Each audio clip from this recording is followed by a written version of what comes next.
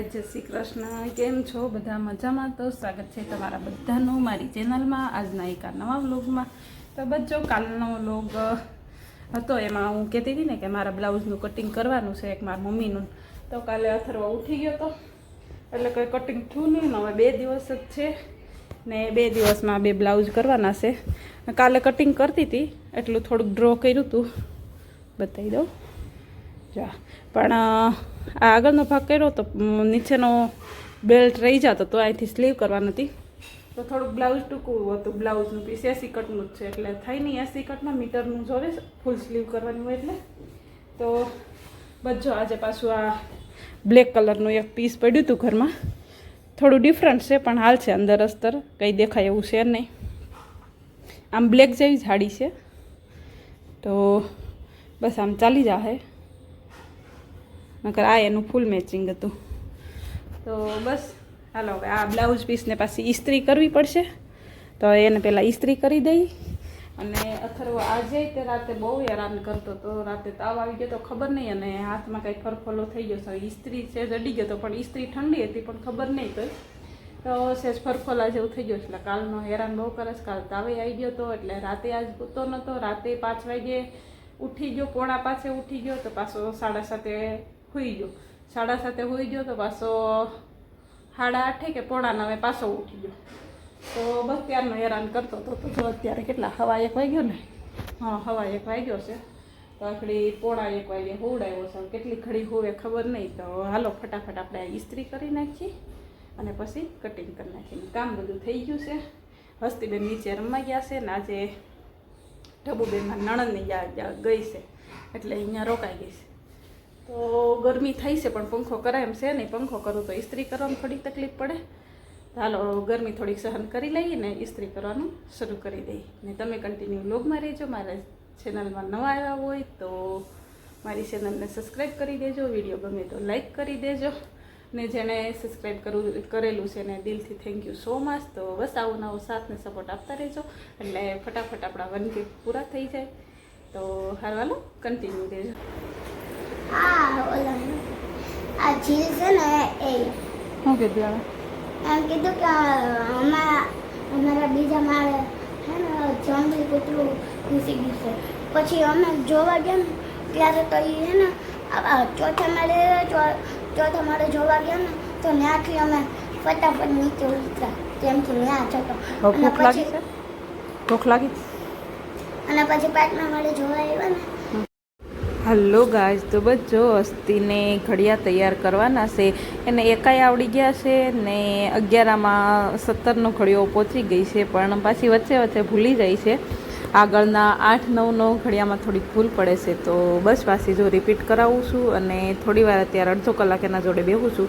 તો જે કાંઈ એકા તૈયાર કરાવવાના હોય તો એ કરવાના હોય છે ને બાકીનું એને જે સવાલ જવાબ ને કંઈ લખવાનું હોય અને હોમવર્ક જે કીધું હોય તો એ કરાવવા માટે અડધો કલાક 1/4 કલાક અત્યારે બેહવું પડે છે એના જોડે.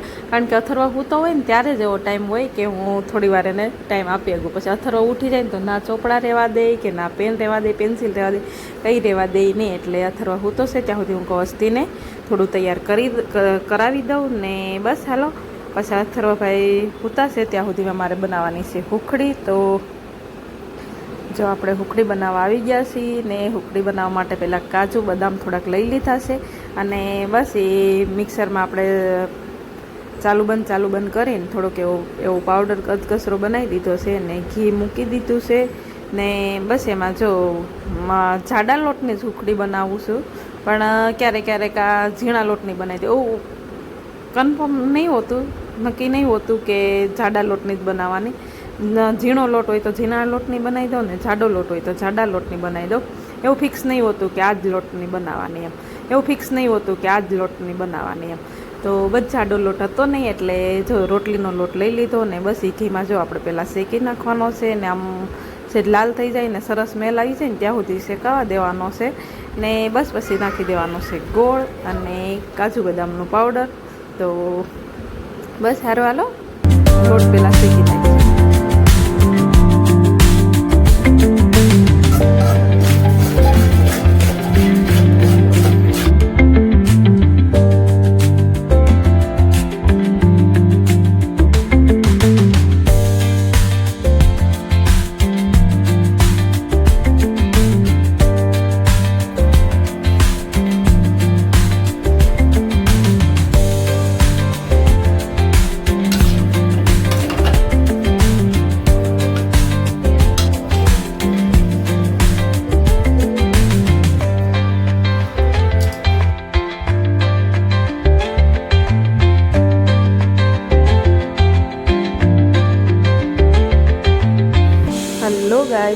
જો આપણે સુખડી બનાવી દીધી છે અને અત્યારે વાગી ગયા છે 7:30 અને મેં દીવાબત્તી જો પહેલાં કરી દીધી હતી અને બસ હવે ભગવાનને માતાજીને સુખડી ધરાવી દઈ અને બસ હજી જમવાનું બનાવવાનું બાકી છે.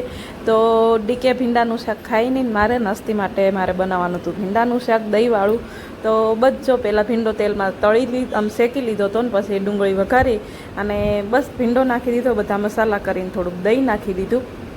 તો બસ એ રીતે અમારું ભીંડાનું ડુંગળીનું દહીંવાળું શાક બનાવી દીધું અને ડીકે માટે બનાવી દીધું હતું ગાંઠિયાનું શાક. તો બજો ને 2 રોટલા બનાવી દીધા અને હસ્તીને ઢબુ માટે 3-4 રોટલી બનાવી. બસ પછી એ કામ કરીને થઈ ગઈ ફ્રી. અને હલો ગાઈઝ, તો બસ જો અત્યારે વાગી ગયા છે 11:30 અને વાળું કરીને કચરા પોતા કરીને હસ્તીનું બેગ ભરી લીધું ને બસ જો પછી આવી ગઈ છું બેડરૂમમાં. મારા મમ્મીનું બ્લાઉઝ આજે સવારે કટિંગ કર્યું હતું. મારું બ્લાઉઝ તો એ કટિંગ કરવાનું રહી જ ગયું, પણ પરમ દિવસે ગામડે જવાનું છે એટલે ના છૂટકે મમ્મીનું બ્લાઉઝ સીવવું પડે એમ છે. ને હવે બસ કાલનો દિવસ જ આડો છે ને કામ બહુ બધું બાકી છે. તો બસ મારું બ્લાઉઝ નહીં થાય તો ચાલશે, હું કહું હું બીજી સાડી પહેરી લઈ. પછી બસ જાઉં છું તો મમ્મીનું બ્લાઉઝ સીવીને લેતી જાઉં. ને બસ જો અથર્વ બહાર રમે છે પણ થોડી વાર આવે છે ને કે મમ્મી મારું ઉપર બેહવું છે એવું કરીને આવે, જતો રહે 2 મિનિટ બેહાડું પાછો જતો રહે. તો બસ સારું હાલો, આજ 11:30 વાગી ગયા છે ને આજનો વ્લોગ અહીં પૂરો કરી દઈએ છીએ. આજનો વ્લોગ તમને કેવો લાગ્યો કોમેન્ટ કરીને કહેજો. સારો લાગ્યો હોય તો લાઇક શેર સબસ્ક્રાઈબ કરી દેજો અને તમે સબસ્ક્રાઈબ કરી દો એટલે મારા નવા વ્લોગનું નોટિફિકેશન તમારા ફોનમાં આવી જાય. તો બસ સારું હાલો, ફરી મળશું કાલે નવા વ્લોગ સાથે. ત્યાં સુધી બાય બાય, આવજો, જય શ્રી કૃષ્ણ.